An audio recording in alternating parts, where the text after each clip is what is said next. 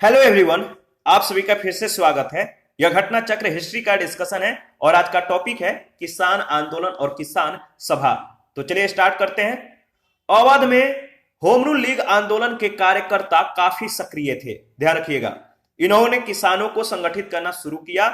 संगठन को नाम दिया गया किसान सभा। फरवरी 1918 में इंद्र नारायण त्रिवेदी, गौरी शंकर मिश्र, मदन मोहन मालवीय के प्रयासों से यूपी किसान सभा की स्थापना हुई। इस संगठन ने किसानों को बड़े पैमाने पर संगठित किया। किसान सभा ने किसानों को किस हद तक जागरूक बनाया, इसका अंदाजा इससे लगाया जा सकता है कि दिसंबर 1918 में दिल्ली में कांग्रेस अधिवेशन में बड़ी संख्या में उत्तर प्रदेश के किसानों ने भाग लिया। वर्ष 1919 के अंतिम दिनों में किसानों का संगठित विद्रोह खुलकर सामने आया। अवध के प्रतापगढ़ जिले की एक जागीर में नाई धोबी बंद सामाजिक बहिष्कार एवं संगठित कार्यवाही की पहली घटना थी। झिंगुरी सिंह और दुर्गा पाल सिंह ने इनमें महत्वपूर्ण भूमिका निभाई, लेकिन जल्द ही आंदोलन में एक नया चेहरा उभरा। नाम था बाबा रामचंद्र। इन्होंने आंदोलन की बागडोर ही नहीं संभाली, बल्कि उसे और मजबूत और जुझारू बना दिया। बाबा रामचंद्र महाराष्ट्र के ब्राह्मण परिवार के थे। 1920 के मध्य में वे किसान नेता के रूप में उभरे तथा उन्होंने अवध के किसानों को संगठित करना शुरू किया। उनमें संगठन की अद्भुत क्षमता थी। 1920 में इनके प्रयासों से प्रतापगढ़ में अवध किसान सभा का गठन हुआ। सहजानंद सरस्वती बिहार प्रांतीय किसान सभा के संस्थापक थे। इनके कृषि सुधार कार्यक्रम का वास्तविक लक्ष्य जमींदारी प्रथा का उन्मूलन और कृषकों को मालिकाना अधिकार दिलाना था। किसानों के प्रति इनकी समर्पित सेवाओं के कारण इन्हें किसान प्राण कहा जाता था। 1936 में लखनऊ में अखिल भारतीय किसान कांग्रेस की स्थापना हुई, जिसका नाम बाद में बदलकर अखिल भारतीय किसान सभा कर दिया गया। इसका अध्यक्ष भी स्वामी सहजानंद को और महासचिव एनजी रंगा को बनाया गया। फैजपुर में कांग्रेस सत्र के साथ अखिल भारतीय किसान कांग्रेस का दूसरा सत्र चला, जिसकी अध्यक्षता एनजी रंगा ने की। एका आंदोलन का समय 1921 से 1922 के बीच। एका आंदोलन का नेतृत्व पिछड़ी जाति के मदारी पासी ने किया था। इस आंदोलन में, जिसकी गतिविधि के मुख्य केंद्र हरदोई, बाराबंकी, बहराइच, सीतापुर थे, किसानों की मुख्य शिकायतें जमींदारों के द्वारा लगान में बढ़ोतरी और उपज के रूप में लगान वसूल करने की प्रथा को लेकर थी। किसानों से 50% से अधिक लगान वसूल किया जा रहा था, यानी किसानों से 50% से भी अधिक लगान को वसूल किया जा रहा था। इस आंदोलन में सरकार को लगान देना बंद नहीं किया गया, बल्कि आंदोलनकारियों की प्रमुख मांग थी बढ़ती महंगाई के कारण लगान का नगद में रूपांतरण किया जाए। 1928 में सूरत जिले के बारदौली तालुक में गांधीवादी आंदोलन और सत्याग्रह को पर्याप्त सफलता मिली।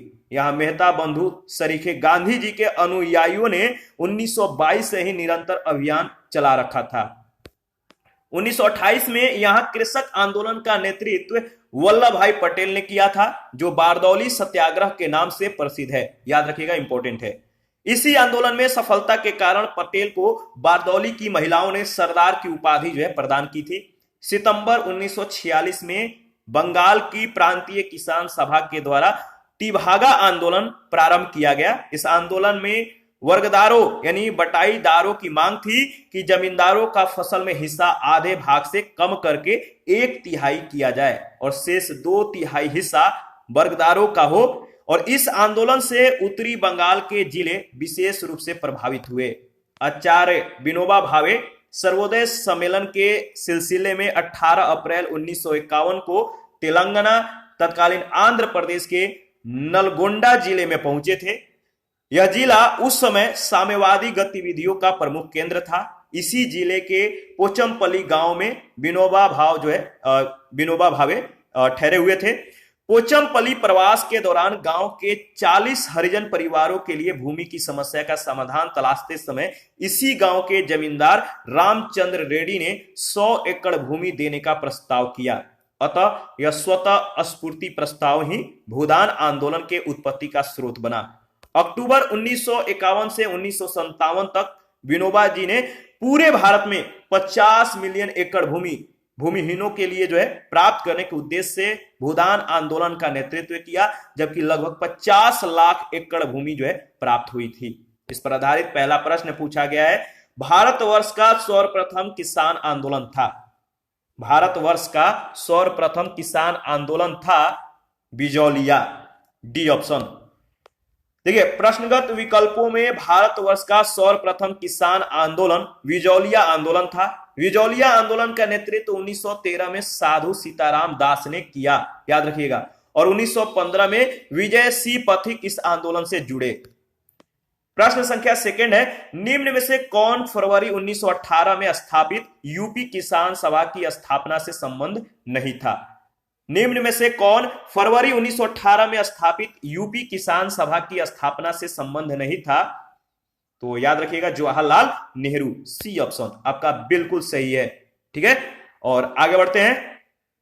देखिए, इसके बारे में कुछ पॉइंट है, डिस्कस कर लेते हैं। अवध में होम रूल लीग आंदोलन के कार्यकर्ता काफी सक्रिय थे। इन्होंने किसानों को संगठित करना शुरू किया। संगठन को नाम दिया गया किसान सभा, और फरवरी 1918 में इंद्र नारायण त्रिवेदी, गौरी शंकर मिश्र और मदन मोहन मालवीय के प्रयासों से यूपी किसान सभा की स्थापना हुई।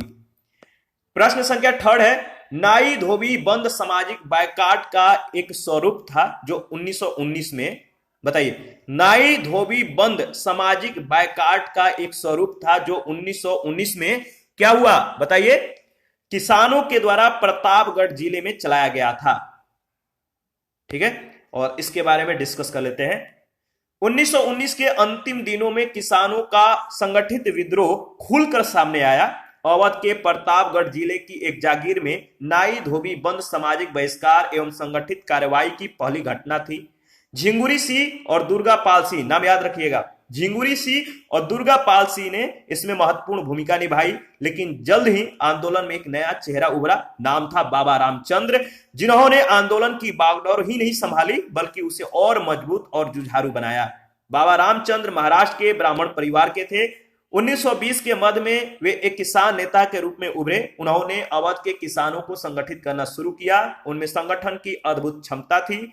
1920 में इनके प्रयासों से प्रतापगढ़ में अवध किसान सभा का गठन हुआ। प्रश्न संख्या 4, वह प्रदेश कौन था जहां बाबा रामचंद्र ने किसानों को संगठित किया? वह प्रदेश कौन था जहां बाबा रामचंद्र ने किसानों को संगठित किया? याद रखिएगा, अवध। वह प्रदेश कौन था? अवध था। प्रश्न संख्या 5 है, 1930 के दशक में देश के विभिन्न भागों के भिन्न भिन्न नेताओं के द्वारा किसान आंदोलन चलाए गए थे। उनके प्रभाव क्षेत्रों से सुमेलित कीजिए। 1930 के दशक में देश के विभिन्न भागों के भिन्न भिन्न नेताओं के द्वारा किसान आंदोलन चलाए गए थे। उनके प्रभाव क्षेत्र से सुमेलित कीजिए। इसका सही जवाब क्या होगा? तो चलिए बताइए, सुमेल कीजिए और बताइए इसका सही जवाब क्या होगा। देखिए, सहजानंद सरस्वती का जो संबंध है वह है आपका बिहार से। खुदाई खिदमतगार का जो संबंध है वह है आपका ANWFP से।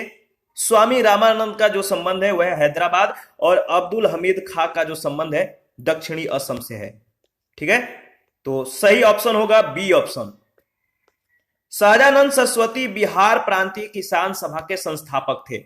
1936 में लखनऊ में अखिल भारतीय किसान कांग्रेस की स्थापना हुई, जिसका नाम बाद में बदलकर अखिल भारतीय किसान सभा कर दिया गया। इसका अध्यक्ष भी स्वामी सहजानंद को ही बनाया गया।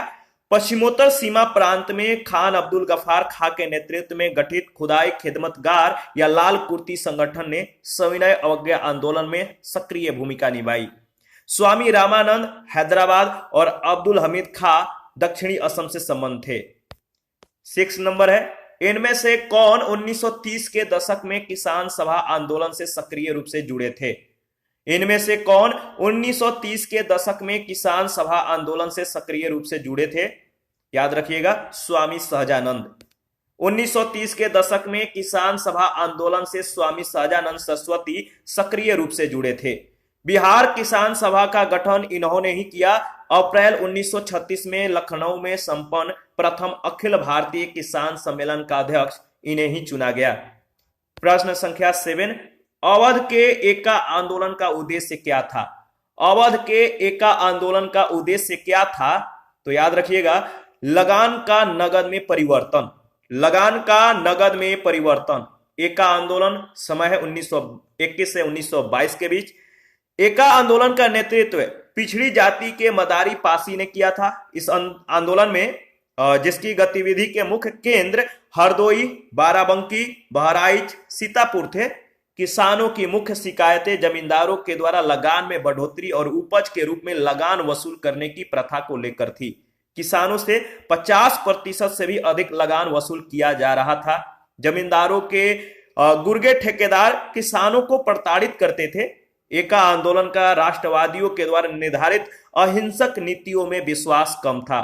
फलस्वरूप राष्ट्रवादी नेता आंदोलन से अलग थलग पड़ गए और आंदोलन ने दूसरी राह पकड़ ली। और इस आंदोलन में सरकार को लगान देना बंद नहीं किया गया, बल्कि आंदोलनकारियों की प्रमुख मांग थी बढ़ती महंगाई के कारण लगान का नगद में रूपांतरण किया जाए। ध्यान रखिएगा। आगे बढ़ते हैं। प्रश्न संख्या नेक्स्ट जो है वह 8 नंबर, बिहार प्रांतीय किसान सभा का गठन किसने किया? बिहार प्रांतीय किसान सभा का गठन किसने किया? तो याद रखिएगा, स्वामी सहजानंद सरस्वती ने। बिहार में किसान आंदोलन की शुरुआत स्वामी सहजानंद सरस्वती के नेतृत्व में हुई। सहजानंद सरस्वती ने 1929 में बिहार प्रांतीय किसान सभा की स्थापना की। इस सभा का विस्तार बिहार के गांवों में करने में उन्हें कार्यानंद शर्मा, राहुल संकृतायन, पंचानंद शर्मा, मधुनंदन शर्मा आदि वामपंथी नेताओं का सहयोग मिला। प्रश्न संख्या 9 है, स्वामी सहजानंद निम्न में से किससे संबंधित थे? स्वामी सहजानंद निम्न में से किससे संबंधित थे? तो बताइए इसका सही जवाब क्या होगा? बिहार में किसान आंदोलन से। स्वामी सहजानंद बिहार में किसान आंदोलन से संबंधित थे। प्रश्न संख्या 10 है, अखिल भारतीय किसान सभा के प्रथम सत्र की अध्यक्षता किसने की? अखिल भारतीय किसान सभा के प्रथम सत्र की अध्यक्षता किसने की? स्वामी सहजानंद ने। अप्रैल 1936 में लखनऊ में अखिल भारतीय किसान कांग्रेस की स्थापना हुई, जिसका नाम बाद में बदलकर अखिल भारतीय किसान सभा कर दिया गया। बिहार प्रांतीय किसान सभा के संस्थापक स्वामी सहजानंद सरस्वती इसके अध्यक्ष और आंध्र में किसान आंदोलन के अगुआ तथा कृषि क्षेत्र की समस्याओं के विद्वान एनजी रंगा इसके महासचिव चुने गए। फैजपुर में कांग्रेस सत्र के साथ अखिल भारतीय किसान कांग्रेस का भी दूसरा सत्र चला, जिसकी अध्यक्षता एनजी रंगा ने की। आगे बढ़ते हैं। 11 नंबर, 1936 में लखनऊ में अखिल भारतीय किसान सभा का प्रथम अध्यक्ष किसे चुना गया? 1936 में लखनऊ में अखिल भारतीय किसान सभा का प्रथम अध्यक्ष किसे चुना गया? नाम है स्वामी सहजानंद सरस्वती को, यानी सी ऑप्शन।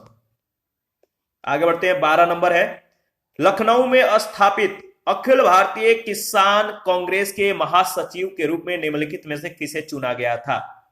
लखनऊ में स्थापित अखिल भारतीय किसान कांग्रेस के महासचिव के रूप में निम्नलिखित में से किसे चुना गया था? आपको मालूम है, नाम है एनजी रंगा, बी ऑप्शन।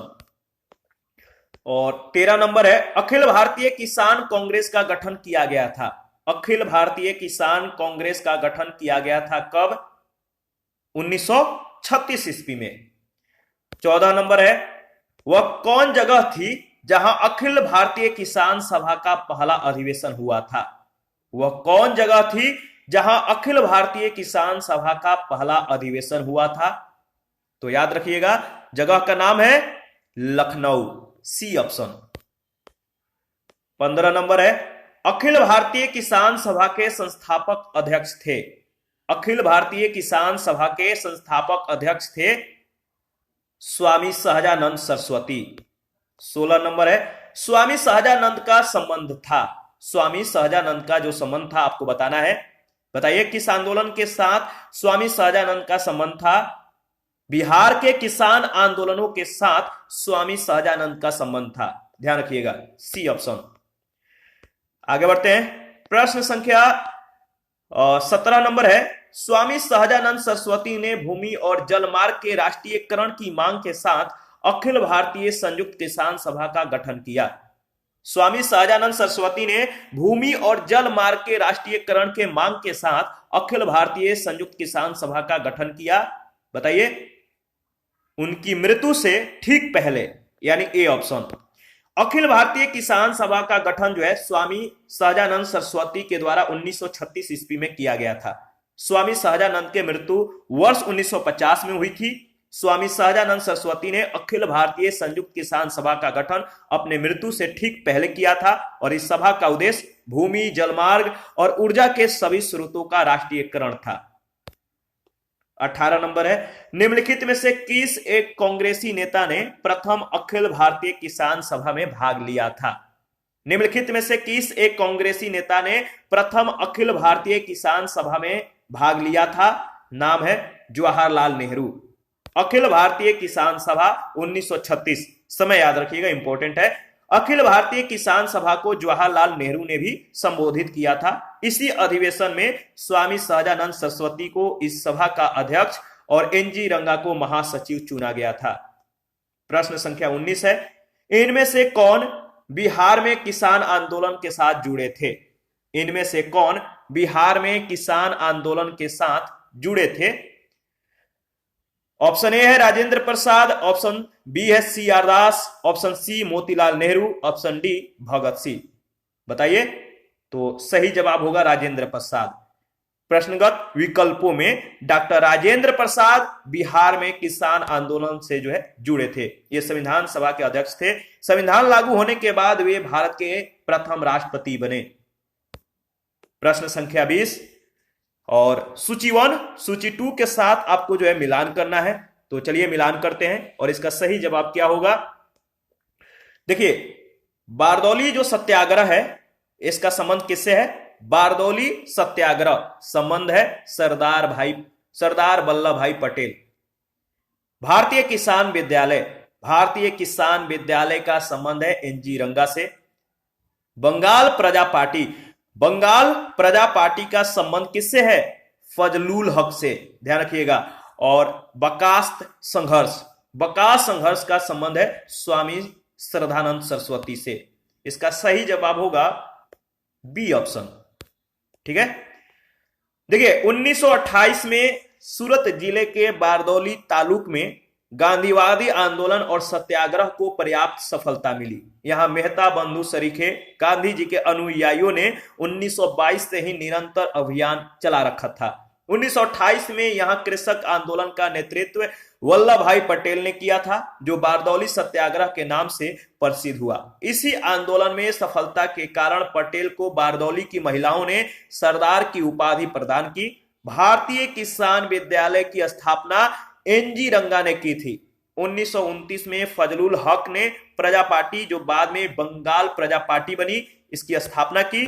1937 में हुए चुनाव के बाद इन्होंने बंगाल में मुस्लिम लीग के साथ मिलकर सरकार बनाई। बिहार का बकास्त स्वयं खेती की भूमि, बकास्त का मतलब स्वयं खेती की भूमि संघर्ष जो है, बिहार का बकास्त संघर्ष स्वामी श्रद्धानंद सरस्वती से संबंधित है। 21 नंबर है, बारदौली सत्याग्रह का नेतृत्व किसने किया? बारदौली सत्याग्रह 1928 का नेतृत्व सरदार वल्लभ भाई पटेल ने किया था। ए ऑप्शन आपका बिल्कुल सही है। प्रश्न संख्या 22 है, निम्न में से किस आंदोलन में सरदार वल्लभ भाई पटेल ने मुख्य भूमिका निभाई? निम्न में से किस आंदोलन में सरदार वल्लभ भाई पटेल ने मुख्य भूमिका निभाई? तो याद रखिएगा, बताइए इसका सही जवाब क्या होगा।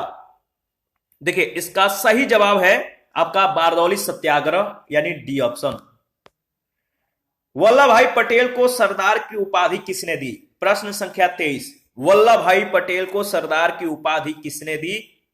तो ध्यान रखिएगा, महात्मा गांधी ने। आपका सही ऑप्शन होगा ए ऑप्शन। और देखिए, वल्लभ भाई पटेल के नेतृत्व में बारदौली का सफल किसान आंदोलन संपन्न हुआ।